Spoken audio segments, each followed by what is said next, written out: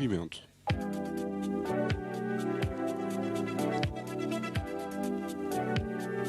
Ao ritmo da sua vida.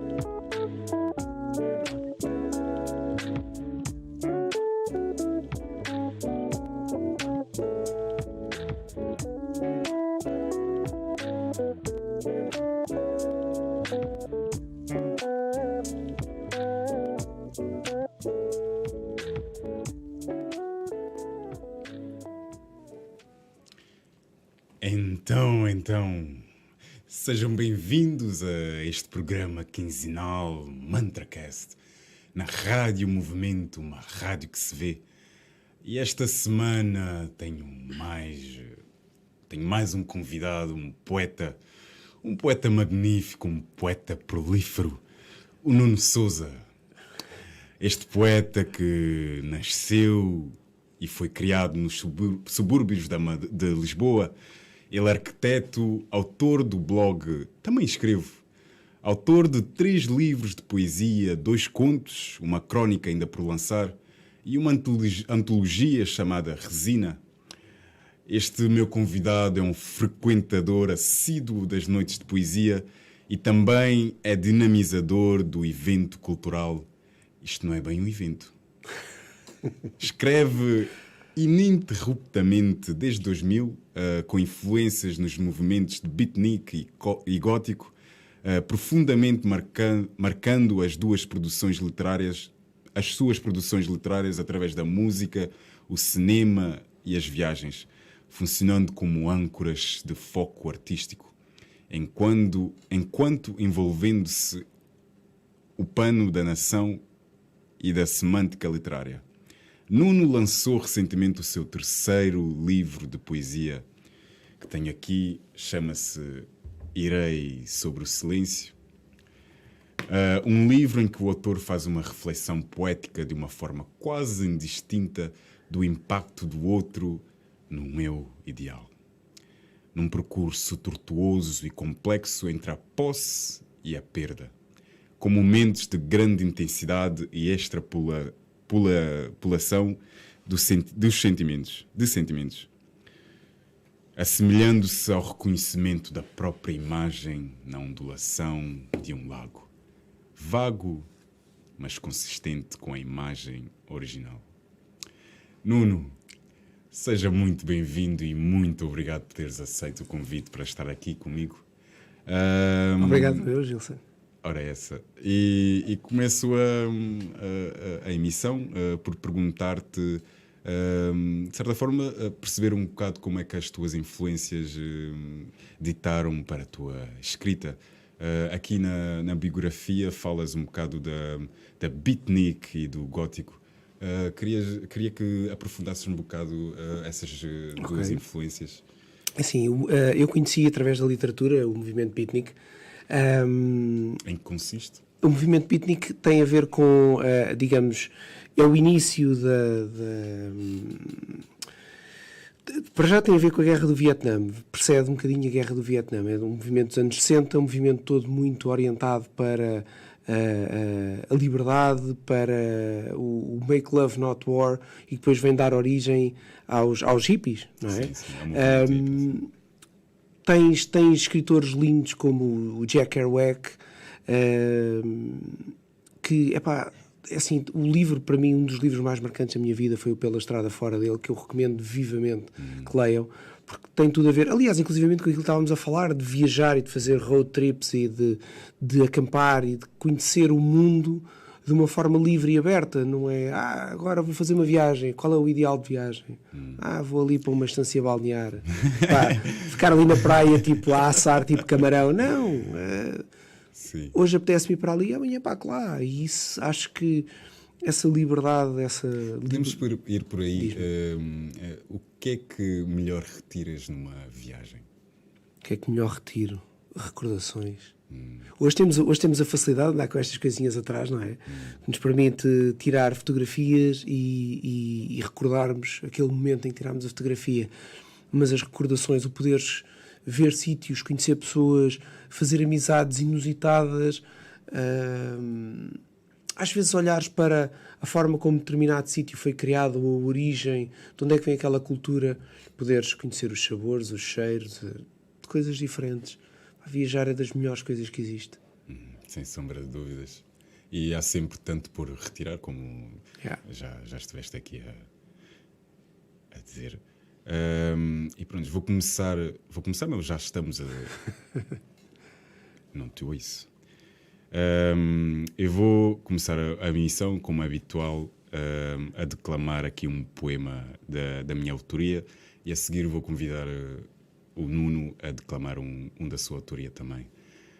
Este poema, como estamos... aliás, já não estamos em abril, mas ainda estamos nos rescaldos da liberdade em que associamos, e chamo esse poema Chuva de Liberdade.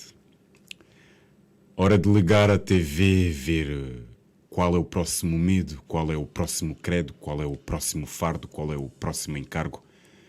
A mãe liberdade a morrer e nós a escolher lados. Se eu o ver, não vou querer ser agressor. Se eu não for, não o terei. Compaixão. Se for passivo, permitirei o grande de ser o número, de o ser por número. Feito cargas, o povo é fugitivo a fugir por refúgios. Hora de continuar a mudar de estação e a ver humanos a lutar e a humanidade a cair, feito gotas. Em abril chovem 1000 e em Kremlin eles dizem que a chuva não molha os parvos. No mês dos cravos caem mais 1000 e é o mês dos entraves. Armas do passado alimentam mágoas do presente, Ucrânia com enclaves dividido pelo espírito nacionalista. Uns fartos de ser periferia da periferia, fartos de estar num canto enquanto o mundo é uma esfera. Por isso que canto pela vossa soberania, por isso que sou brando quando vocês estão prontos para ser osso do Ocidente. Agredoce ironia. Outros com dorsais imperiais prontos para fazer o Oriente fantástico de novo. E tudo começa com guerra, guerra, guerra, guerra, guerra. Porque perduras? Ainda ontem estávamos todos em um só porque caíamos de espirros e amanhã voltaremos a ser pó por tiros. Pele vesta carne fraca, nos ossos só queremos ser liberdade. Importar por nenhum e cairemos por nada. Liberdade. O preço dela é importar e exportar para quem não a tem. A única forma para a prevenção da repressão é o reconhecimento do mesmo, sem filtros ou contextualização. Quem prende os braços da mãe nunca terá pernas para locomoção. O ponto mais acima e a direita é demais para ser Constituição. A reminiscência é essencial para a sobrevivência dos direitos humanos. Ó espíritos da renovação que sustentam fôlegos da salvação, a resolução nunca será separar lados. Ninguém está certo e o errado é infligir. Errado é agir como certo com corpos ao lado, pôr interesses à frente da vida. Ver a via sem importar com o que representa a liberdade. Deixar ser. Deixar crescer. Ser um só com o seu destino. Obrigado. Muito bom. Nuno, passo-te a palavra, por favor. Diz-me. Dá-nos o prazer de ouvir um poema da tua autoria. Queres daí ou queres Sim, daqui do telemóvel? Se calhar para vender um bocado o peixe aqui do Irei sobre o Silêncio, podias ler um livro, desculpa. Podias ler um poema que está no livro. No entanto, tens a liberdade total para declamar algo que não esteja aí incluído. Então vá. Os meus poemas tradicionalmente, aliás já falámos sobre isto, os meus poemas tradicionalmente não têm título, mas vou ler este aqui, que está na página 101. 101 é o meu número. Oh. Tem desculpa, tem um significado especial, o 101? Não, por acaso é um número que é bidirecional, ou seja, tu leias tudo da esquerda para a direita, da direita para a esquerda é exatamente igual. Isso tem um nome, espera. Não é um palíndromo, é um... Agora não me lembro da palavra. Palíndromo é outra coisa. Então diz assim: és imaginação, presente e passado são pele em ti, enquanto o verde de teus olhos, o mar, onde mergulho queimado de chamas, de olhos fechados. Seguras-me a mão, esta amanhã que todos roubam, esta amanhã que guardo, desesperadamente te dou de mão em mão. O silêncio e a noite consomem-se em teus beijos, enquanto a luz se some sob as sombras. Réstias de luz coada flamejam o teu cabelo, solto sobre os ombros. E de olhos fechados te entrego estas chaves, estas portas de minha alma, estes olhos molhados de teu calor, de teu singelo tocar. À distância de um mar e de um beijo, os teus olhos relampejam. Obrigado. Obrigado, meu amigo. Como sempre, bastante profundo. Agradeço-te imenso pela tua partilha.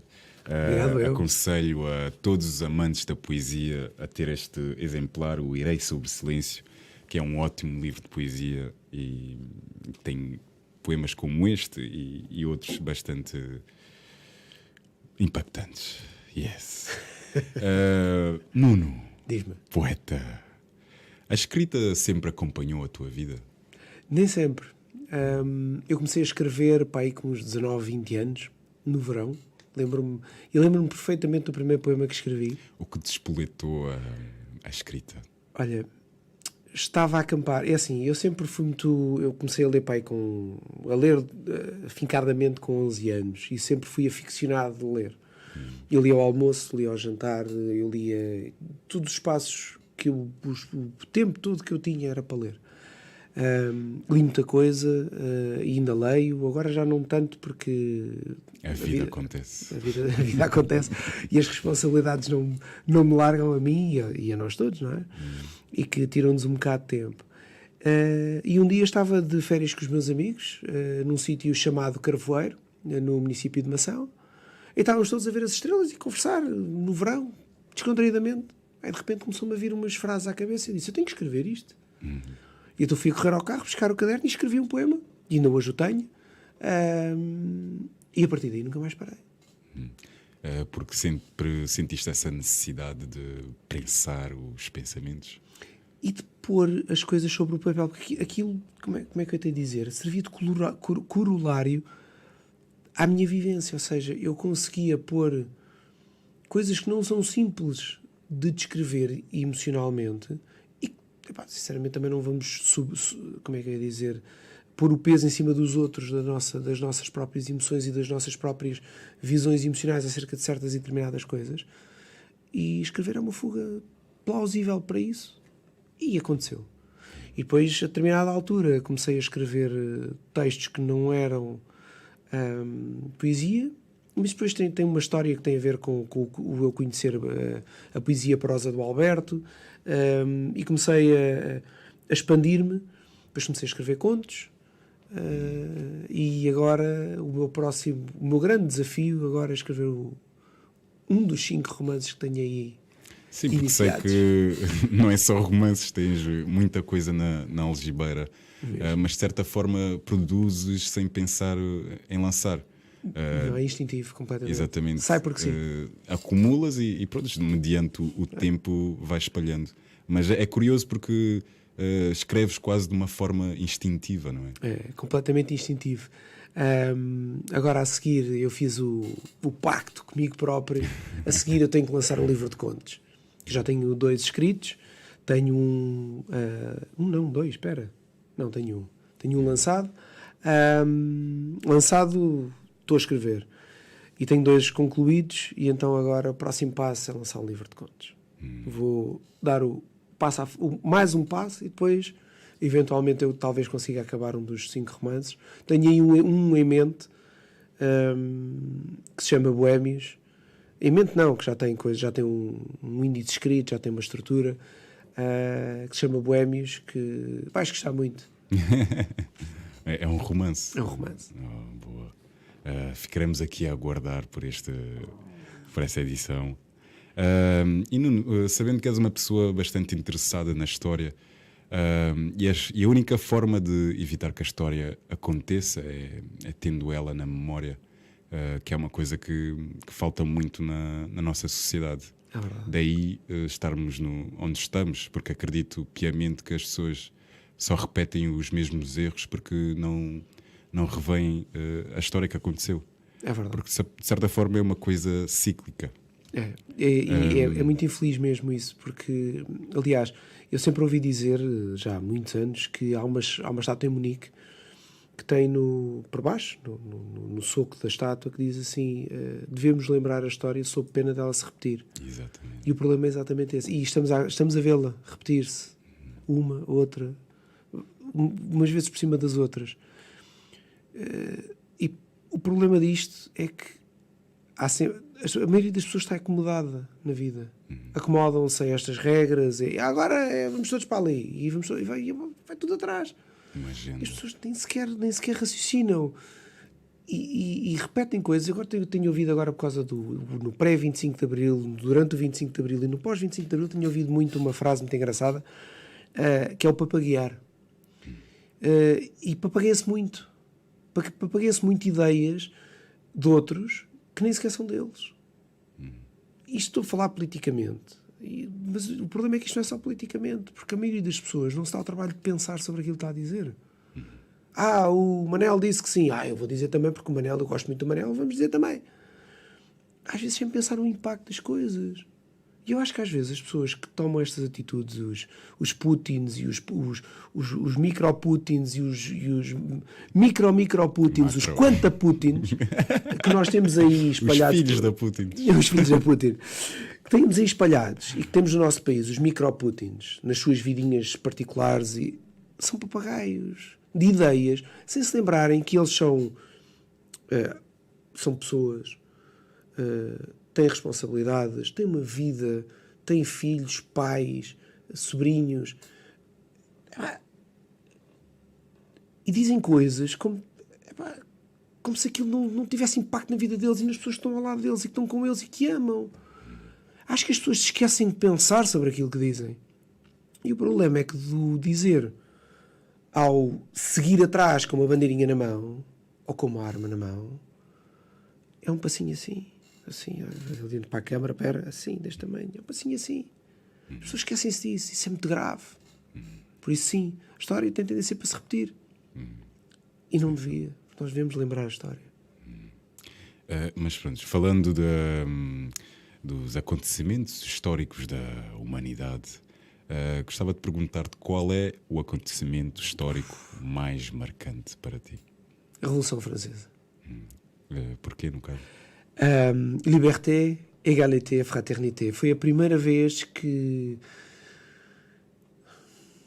os valores humanos, ou o humano enquanto ser senciente e com direitos e deveres, essa noção aparece associada a um movimento humano.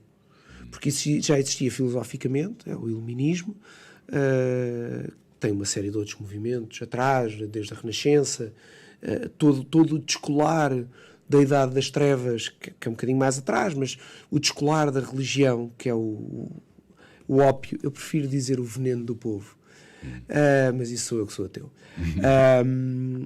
É o descolar disso, a Renascença, e depois dá origem ao iluminismo, que aí o pensamento filosófico já é pleno e puro, onde aquilo que nós chamamos o povo, que é os seres humanos enquanto um todo, têm uma identidade, têm direitos e têm deveres.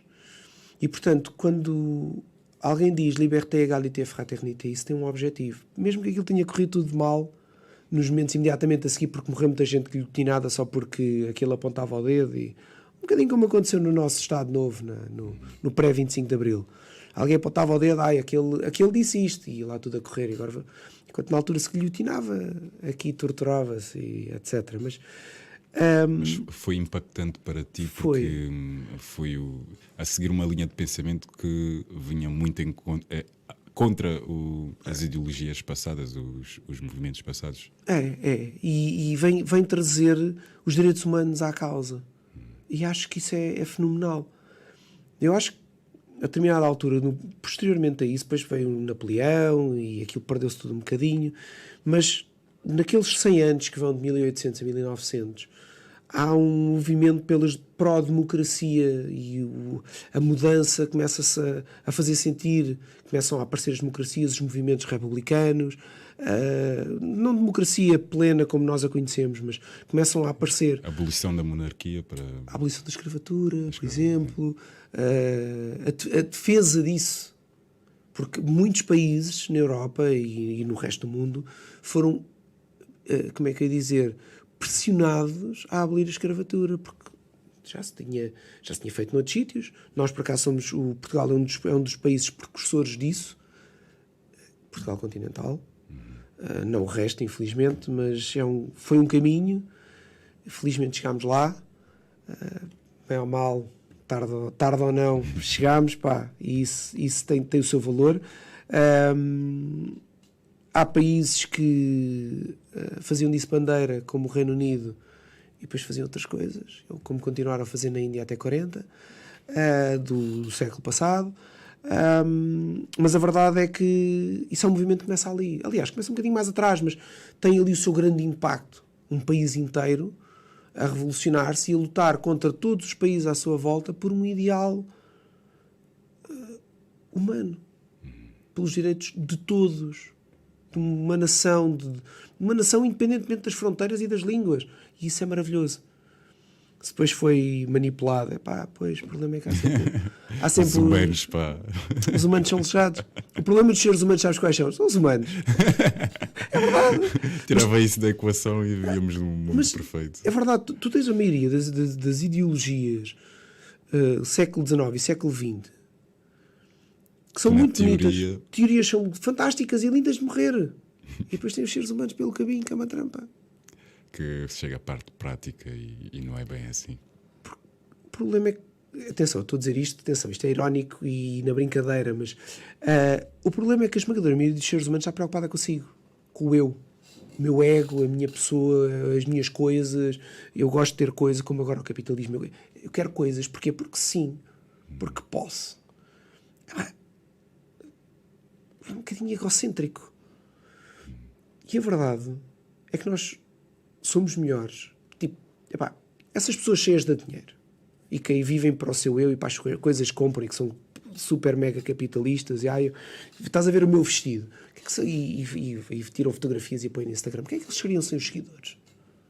Nada. Portanto, nessa própria dependência dos outros está a solução para... Aquilo não é solução. Aquilo não é nada. É um vazado. Tem a ver com uma necessidade de aprovação dos outros. Mas nós não precisamos da aprovação dos outros. Precisamos dos outros enquanto parte de nós. Exatamente. Quem és tu sozinho deitado no sofá em casa a ver filmes? Um dia, 2 dias, até podes. Faz-te sentir bem, porque todos nós precisamos um bocadinho disso. Uma vida inteira? Não. Portanto, o capitalismo, no fundo, promove... O capitalismo selvagem promove este egocentrismo que não tem uma explicação e não tem suporte filosófico e real, porque essas pessoas precisam dos outros para lhes darem aprovação, para lhes darem a validação. Sim, eu afim ao cabo acho que o capitalismo, ou quer que seja, ganha maior... aliás, tem tanto... protagonismo, porque ao fim e ao cabo, no final do dia, só temos a nós próprios. E de certa forma é uma condição e uma coisa. Quando alguém não vê o seu redor, chega a ser o único ponto em que nós podemos nos agarrar. E é por isso que geração após geração é uma coisa que continua a se passar inevitavelmente. Porque nós, no fim do dia, só temos a nós próprios. É pelo menos a explicação que eu vejo para que haja tanto, lá está, egocentrismo. Porque as pessoas não se agarram ao redor. Eu tenho uma publicação que fiz no Facebook, me tirei há 1 ano e meio, sobre uma miúda acho que é americana. Ela é daqueles génios. Me dá um gênio, tem para aí tipo 17 anos ou coisa que o valha. E ela está no programa de astronautas da NASA. Um gênio. Tem tipo achievements a torto e direito. Tipo, tirou um curso superior na universidade, tem um doutoramento, tem não sei o quê. E tem tipo 23 ou 24 anos. E está perdoem-me a expressão, na calha para ser um dos primeiros humanos a ir a Marte. E o número... Isto foi um artigo que apareceu e eu depois escrevi uma crónica por cima disso. O número de seguidores dela é inferior a uma Kardashian qualquer que tirou uma fotografia em frente a um espelho de biquíni. Porque a outra representava a perfeição corporal, blá, blá, blá, blá, blá, blá. E a outra representava a perfeição intelectual. Tu dizes assim... O que é que tem valor nestas duas coisas? Posso dizer, na minha opinião, têm as duas coisas valor.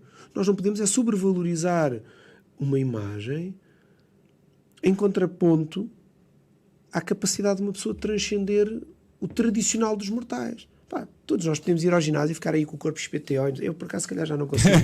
Sempre que eu tenho 43 anos, já sou capaz, os meus abdominais são capazes de não querer aparecer. Tipo, não, eu já estou velho, já sou idoso.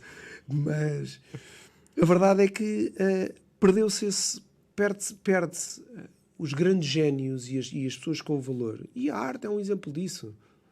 Tradicionalmente a nossa sociedade despreza a arte porque não revê aqueles valores, e aqui entre aspas, aqui deixa-me valores, que as redes sociais e os mídias quiseram impor nos últimos 40, 50 anos. A perfeição do físico e tal, o ginásio e tal. Isso é bom, faz-nos sentir bem. Olhamos ao espelho, faz-nos sentir bem também connosco próprios. Não estou a dizer que isso é mau. Não é só isso. Ser alguém não é só isso. Não é ser um corpo ou uma reação química rápida, que acho que ao fim e ao cabo é o que nós retiramos das redes sociais, principalmente é aquilo imediato. Os seguidores, número de seguidores. Ei, eu tenho não sei quantos. Eu sou o maior porque tenho não sei quantos seguidores. Exato. E essas pessoas seguem-te na rua, tipo, vão atrás de ti com bandeirinhas. Era um bocado estranho também. Um bocadinho egocêntrico também.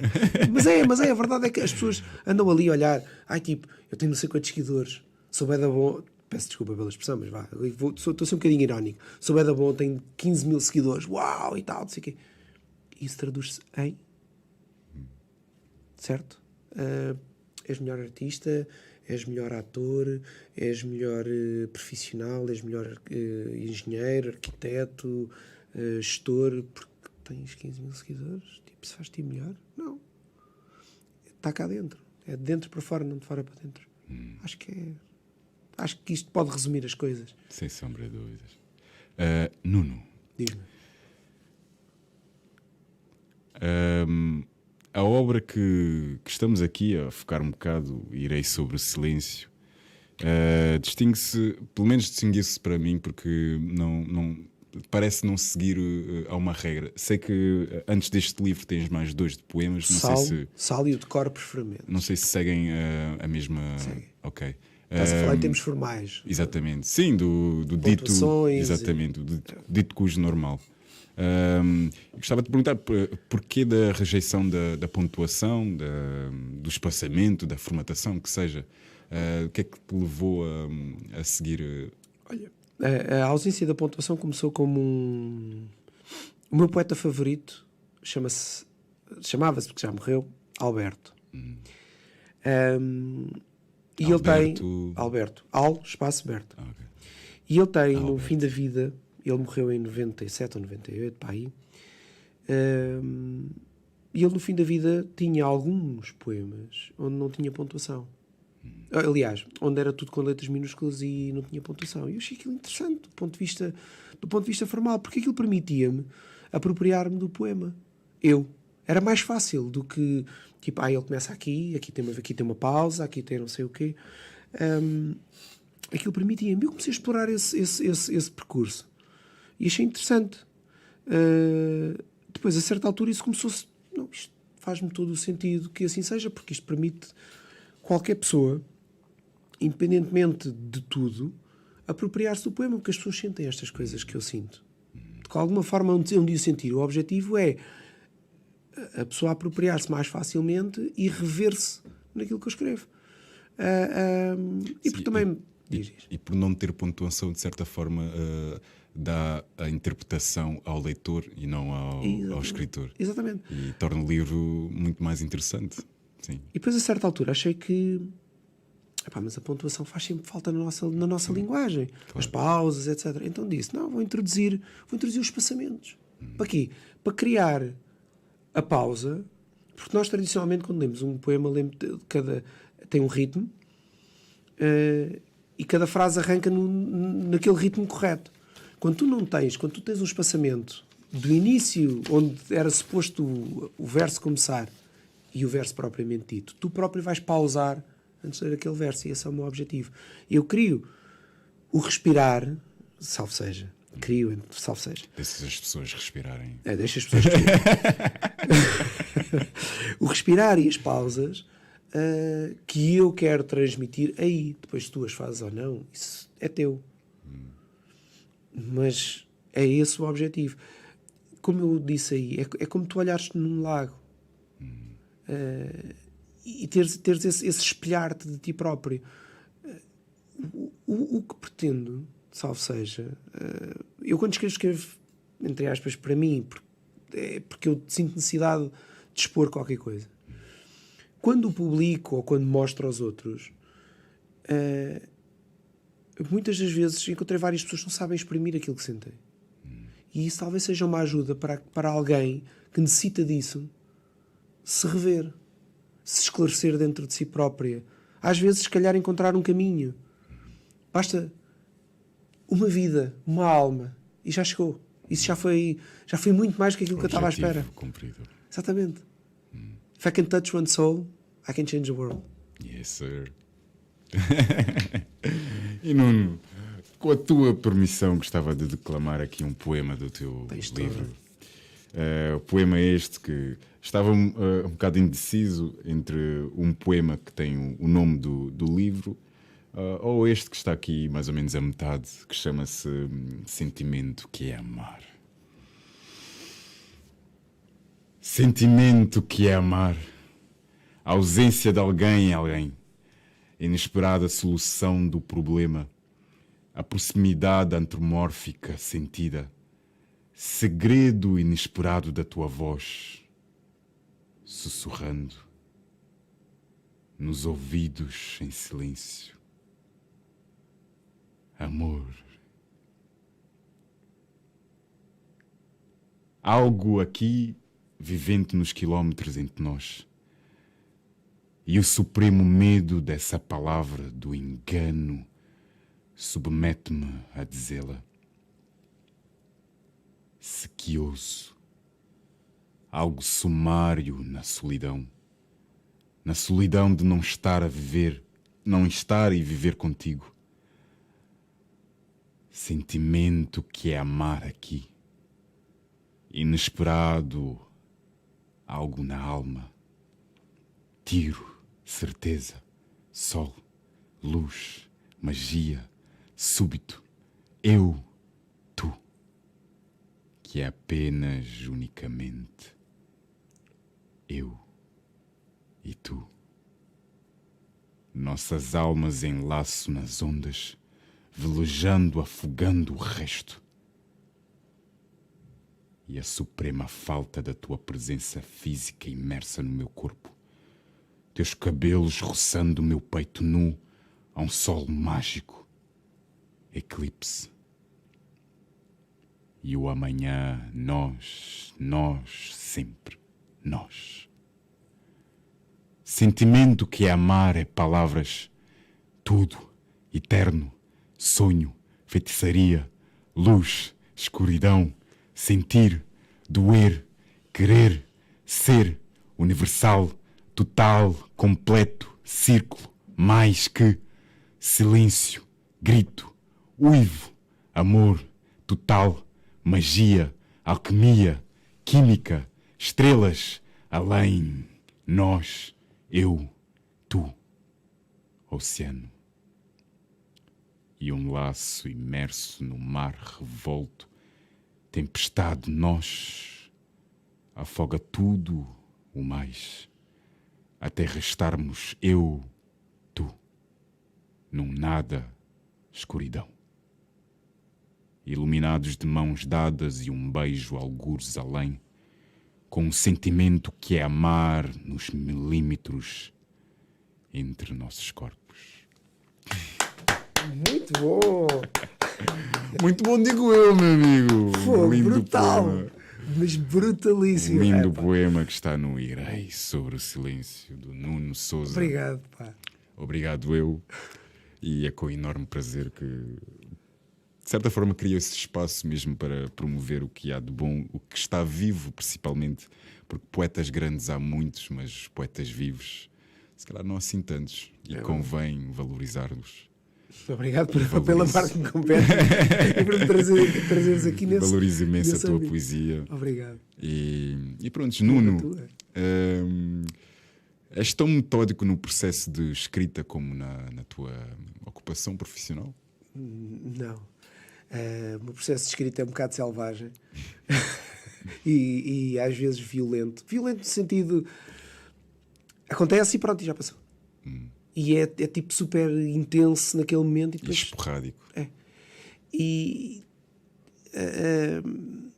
não tem nenhum processo. Tipo, normalmente quando escrevo um poema, ou algo, passou, encosto, guardo, mas encosto. Tipo, Sim, já passou.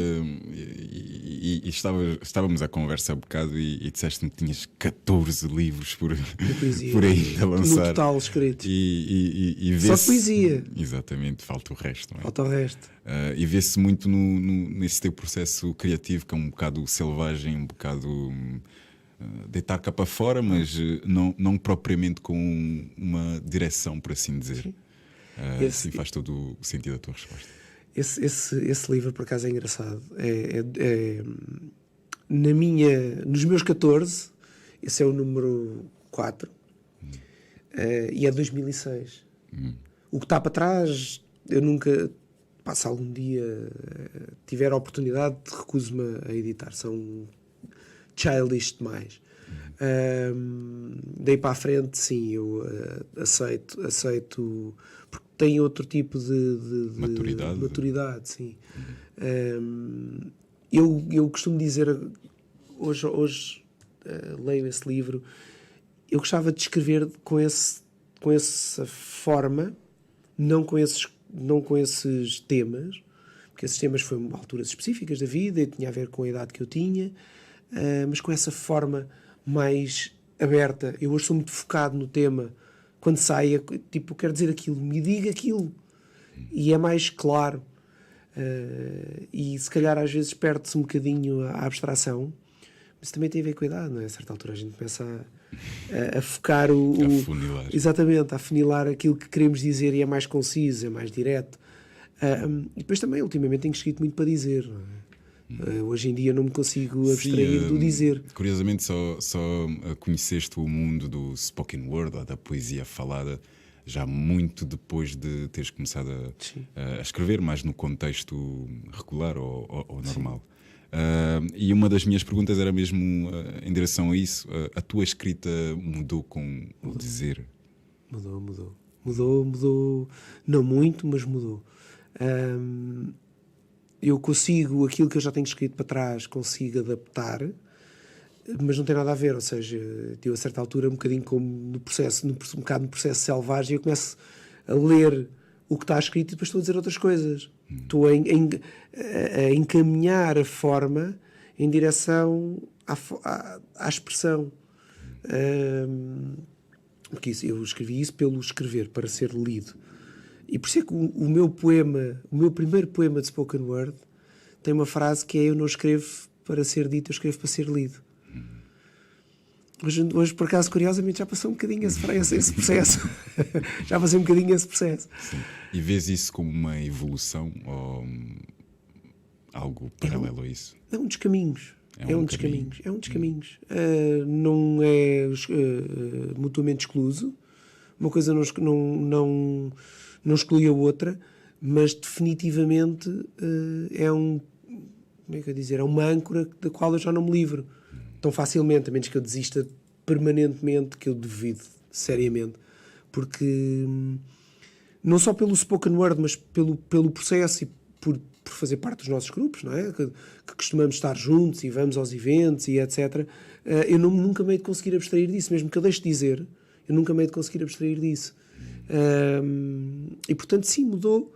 É outro caminho. Do que não quer dizer que volta ao anterior. Nuno, poeta, arquiteto, num mundo de palavras, se tivesses que agarrar-te a uma, qual é que dirias que é a tua palavra-chave e qual é a sua correlação com a criação? Vou baralhar aqui um bocadinho o tema. Até há uns poucos de meses atrás eu diria que era o abismo. Com Y, que é uma palavra que tem uma significância para mim. Eu hoje em dia sei que ele vive de outra coisa. O abismo? Sim. Vive de uma outra palavra que se chama esperança. Tudo, as pessoas costumam dizer que o amor move o mundo. Errado. A esperança move o mundo. Ui. Porque o amor, no fundo, é uma esperança. Porque o amor, tradicionalmente, é assim, eu não acredito que haja, aliás, eu não consigo que haja um amor perfeitamente unívoco, incondicional. Porque isso depois, a certa altura, também, porque os seres humanos são pessoas, isso vai gerar outras coisas que se chamam abusos e violência doméstica, etc. Disseste que o amor não... desculpa. O amor tem um fundo, está apoiado numa outra coisa que se chama esperança.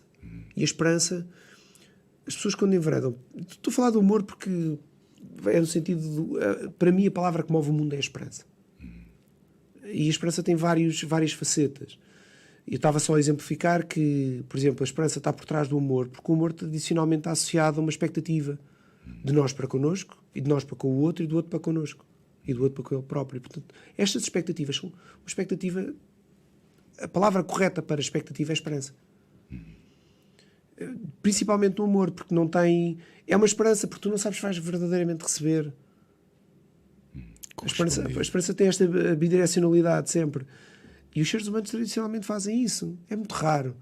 A menos que a esperança, ela em si, do ser humano em relação a qualquer coisa, seja verdadeiramente incondicional. E isso sim é possível. A esperança incondicional é possível. Porque é o único caminho. Porque é o único caminho. Portanto, o abismo, que foi uma coisa que povoou a minha vida durante... E ainda povoa. É um ser... É toda a minha faceta mais dark, mais obscura, mais... O abismo acontece quando olhamos para ele e ele olha de volta. Neste caso ele empurra-me para a frente. Isso foi uma forma que eu encontrei de lidar com uma série de questões na altura da adolescência, na passagem para a fase adulta. E a certa altura criei um nome, criei uma estrutura de raciocínio que me permitia separar duas partes de mim que são unificadas. E há a parte mais obscura, de onde vem isso tudo, chama-lhe abismo. É um nome. Mas estavas eu perguntei-te a palavra-chave, mas falaste... Esperança. A palavra-chave é esperança. O abismo foi a palavra... se tu me perguntasse isso há um ano e meio atrás, era um ano era o abismo. E como é que a esperança influencia a tua criação? Eu tenho verdadeiramente esperança. Eu acredito verdadeiramente, completamente no ser humano. E estou disposto... Por tua causa ou por causa dos outros? Por causa dos outros. Eu acredito piamente... Mas de certa forma a tua esperança não vem... Porque a esperança vem do indivíduo, não vem do... Ou é dos exemplos? Porque está associada, a esperança parte de mim, porque está associada, digamos, àquilo, ao mundo ideal, genericamente falando, a atenção que isto é isento de políticas e de interesses, quaisquer que eles sejam. Eu gostava de ver... Eu almejo um mundo onde toda a gente tenha educação, saúde, paz. Estás a ver quando as misses vão no coisa? Tu quer que você deseja para o mundo? Eu quero a paz no mundo. Mas é mesmo isso! Mas é mesmo isso. Mas isso tem que partir de cada um de nós. Essa esperança, portanto, eu tenho esperança no ser humano. Que ele entenda, que veja isto e que trabalhe para isso. E que se mova para isso. E que se mude, se necessário seja. Eu não sou perfeito e tenho os meus defeitos e trabalho para isso. Mas eu trabalho, a mim, nesse sentido, de ser melhor, de procurar coisas melhores. E não é para mim, é para todos.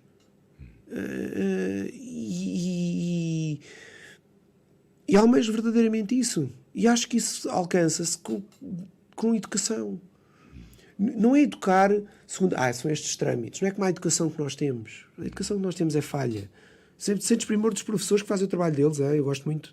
E também já fui professor. Os professores fazem o trabalho deles. O sistema educacional está errado. Nós não estamos a ensinar o que é correto às nossas crianças. Não estamos a ensinar valores, não lhes estamos a ensinar a ser autónomas, estamos-lhes a ensinar um conjunto de factos, conceitos, que suportam outras coisas. Não lhes estamos a ensinar a aprender. Ou a interessar-se pela aprendizagem. Exatamente, porque a maioria... nunca mais me esqueço, quando entrei para a faculdade, um professor disse: eu não estou aqui para vos ensinar a filosofia não sei do quê, eu estou aqui para vos ensinar a aprender. Portanto, existem peixes no rio, está aqui uma cana, agora desarrasca-te, vai aprender a pescar sozinho. Esse professor contava uma anedota mentira, que é o caminho das pedras. Não sei se dá para contar. Sim, e era eu na semana passada fiz um desafio ao público, pronto, que segue o meu canal, a perguntar-te, a fazer-te uma pergunta e essa história do caminho das pedras. Posso contar o caminho das pedras? É um minuto. Um minuto, é muito rápido. Sim, então sim. ia lá o JC, ia lá com os apóstolos atrás, e então chegam ao Rio Jordão, e ele vira-se para trás e diz: vamos caminhar sobre as águas, tendo fé no Senhor, e caminharemos sobre as águas. E vira costas e começa a andar sobre as águas. E os apóstolos todos: milagre, milagre. E então chegam ao pé da água, eu acredito, e começam a andar em cima das águas. Milagre. Quem é que fica para o fim? O Judas. E o Judas chega ao pé da água, coça a cabeça e tal, olha para aquilo: eu tenho fé, eu acredito no Senhor. E dá um passo por uma água pelos joelhos, chama o Pedro era o penúltimo. Pedro, ajuda-me, Pedro, eu vou-me afogar, Pedro. E Pedro: não, Judas, tens de ter fé, Judas. E o Judas: está bem. E dá mais um passo por uma água pelo cinturão: Pedro, eu vou morrer, Pedro, ajuda-me, Pedro. E o Pedro: Judas, tens que ter fé, Judas, tens de ter fé. E o Judas dá mais um passo por uma água pelo pescoço: Pedro, aos gritos. E o Pedro: vai, Judas, tens de ter fé. E o JC ouve ali o burburinho: vem. Pedro, ensinei-lhe lá o caminho das pedras. Portanto, ninguém caminha sobre as águas. Tens que usar a cabeça. E usar as pedras. Exatamente. A fé não te serve para nada. A fé, se tens de ter fé, tem fé em ti. Naquilo que tu és capaz de crescer para. Não é cego. É consubstanciado. Nós somos seres magníficos. Somos capazes das coisas mais incríveis, para o bom e para o mau. Porquê que não há de ser só para o lado do bom? Porque é o lado que constrói. É o mais difícil. Exato. Faltou-me aqui imensas perguntas por fazer-te. Não tem problema nenhum. Farto-me de falar. E gostava de que dissesses a quem nos esteja a ouvir onde é que nós podemos seguir-te, na tua página do Instagram, Nuno.Souza. Nuno de Souza. Nuno de Souza. E no Facebook, Nuno de Souza Escritor. Sim, caso queiram um exemplar, é só entrar em contacto contigo. Ou então Irei sobre o Silêncio. Sim, ou então na UC, na Bertrand, na FNAC, não tenho a certeza se na Amazon está, e no site da Cordel de Prata, que é a editora. Para além disso, também tens a tua blog. Eu também escrevo. Sim, também escrevo. Faz os eventos que não tem uma data fixa, mas é o. Isto não é bem um evento. Exatamente. Também tem uma página que é isto, ponto, não, ponto. Mas pronto, Nuno, agradeço-te imenso por estares Obrigado. aqui este bocado comigo. E não percam o próximo programa, Direitos Humanos. E é isto, obrigado. E não esperem pelo próximo episódio, porque nós também não. Obrigado. Obrigado, meu amigo.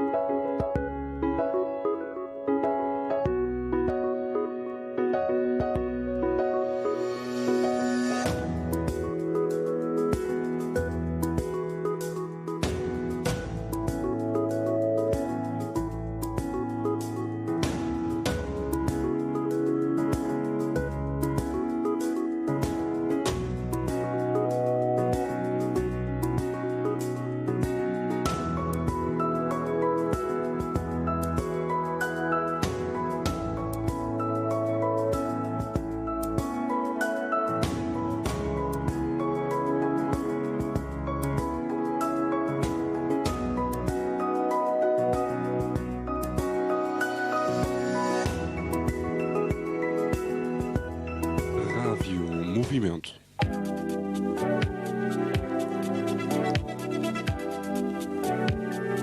Ao ritmo da sua vida.